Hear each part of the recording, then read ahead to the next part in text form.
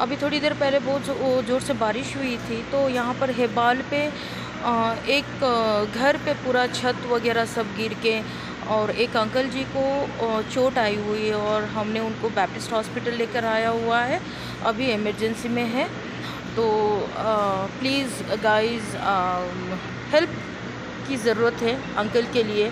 सो और ये चीज़ मैं मीडिया को भी जनाना चाहती हूँ कि मीडिया लोग आके प्लीज़ देखें जगह कैसी है, क्या हुआ है, कैसा हुआ है बोलकर।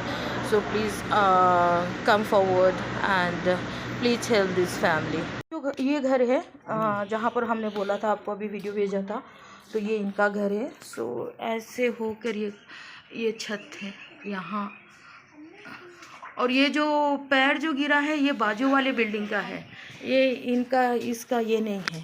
हाँ, next house. So this is how it is. So this is the next door house. कैसा हुआ, ये जो बाजू वाले बिल्डिंग जो है उनका है, ये जो पैर जो गिरा यहाँ पर। So now they are not bother, even like they called them, and now they are not answering the call also, and they are not coming and seeing also. See what's happened over here.